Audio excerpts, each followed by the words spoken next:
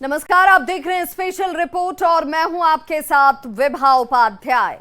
साल 2025 का अंतिम और सबसे बड़ा चंद्र ग्रहण आज है, जिसे लेकर ज्योतिष विज्ञान ने भी बहुत कुछ बताया है। आज के चंद्र ग्रहण का कुंभ राशि के साथ साथ वृष, मिथुन और सिंह राशि पर विशेष प्रभाव रहने वाला है। ज्योतिष के अनुसार जिनकी कुंडली में राहु और चंद्रमा का योग है, उस पर भी इसका विशेष प्रभाव होगा। रांची विश्वविद्यालय के ज्योतिष विभाग के प्रोफेसर ने आज के चंद्र ग्रहण को लेकर क्या कुछ कहा है, आप जरूर सुनिए।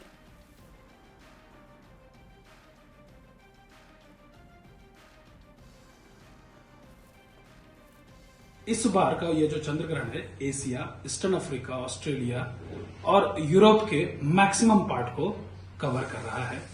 और दूसरे चंद्र ग्रहण की तुलना में अगर हम बात करें तो यह कुछ विशेष है। खग्रास, खा का अर्थात आकाश होता है, ग्रास मतलब कि आकाश के मैक्सिमम पोर्शन में भी वो ग्रास करेगा।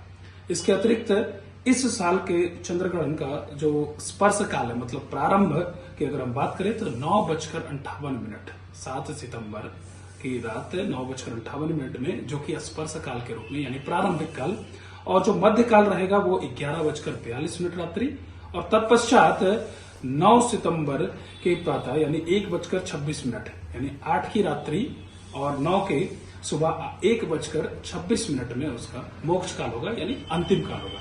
तो कुल मिलाकर के अप्रॉक्स 82 मिनट का यह चंद्र ग्रहण हम सबों के समक्ष रहेगा। तो साल 2025 का अंतिम और सबसे बड़ा चंद्र ग्रहण, जिसे लेकर ज्योतिष विज्ञान ने भी बहुत कुछ कहा है। चंद्र ग्रहण का कुंभ राशि के साथ साथ वृष, मिथुन और सिंह राशि पर विशेष प्रभाव रहने वाला है और ग्रहण से 9 घंटे पहले यानी कि सूतक काल जिसे कहा जाता है वो लग जाता है, और इस वजह से मंदिरों के कपाट बंद कर दिए गए। लिहाजा हजारीबाग और आसपास के मंदिरों में संध्या पूजा और आरती आज नहीं हुई। आज वर्ष का सबसे बड़ा चंद्र ग्रहण लग रहा है। चंद्र ग्रहण रात्रि 9:57 पर शुरू होगा और देर रात्रि 1:26 पर समाप्त होगा। चंद्र ग्रहण का सूतक काल ग्रहण लगने के 9 घंटे पूर्व शुरू हो जाता है। ऐसे में आज दिन में 12:57 से सूतक काल प्रारंभ हो रहा है। सूतक काल में मंदिरों में प्रवेश, प्रतिमाओं का स्पर्श, पूजा, देवी देवताओं का भोग लगाना आदि कार्य वर्जित माने गए हैं। ऐसे में आज 12:57 से पूर्व मंदिरों के कपाट बंद कर दिए जाएंगे। आज संध्या में महाआरती और पूजा नहीं होगी। ग्रहण के दरमियान खासकर गर्भवती महिलाओं को विशेष सावधानी बरतना चाहिए। ग्रहण के दरमियान शयन करने से बचना चाहिए, नुकीली चीजों का प्रयोग करने से बचना चाहिए। ग्रहण को देखना भी उनके लिए वर्जित होगा। तो रामगढ़ के रजरप्पा मंदिर में भाद्र शुक्ल पक्ष के पूर्णिमा के तिथि के दिन हजारों की संख्या में श्रद्धालु पूजा अर्चना करने के लिए पहुंचे और सुबह से ही यहां श्रद्धालुओं की लंबी कतारें नजर आईं। भारी भीड़ के मद्देनजर पुलिस बल की तैनाती दिखी और लगभग 1.5 किलोमीटर लंबी कतारों में श्रद्धालुओं की कतारों में लोगों का संयम नजर आया। लोग दर्शन करने के लिए कतारों में खड़े होकर अपनी बारी का इंतजार करते दिखे। रजरप्पा मंदिर के पुजारी छोटू पांडा ने कहा कि आज वर्ष का अंतिम पूर्ण चंद्र ग्रहण है।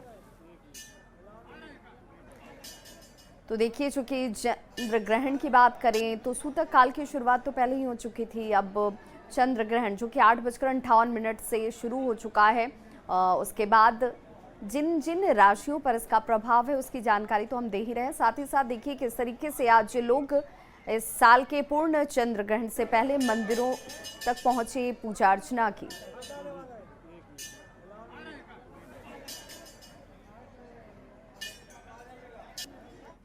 तो साल का अंतिम चंद्र ग्रहण, आखिरी चंद्र ग्रहण, खगोलीय दृष्टिकोण से देखा जाए विज्ञान और विश्वास दोनों का अद्भुत संगम इसे कहा जाता है। चंद्र ग्रहण के अगर दृष्टिकोण से देखा जाए 7 और 8 सितंबर की रात लग रहे इस चंद्र ग्रहण को संसार के कई हिस्सों में एक साथ देखा जा रहा है।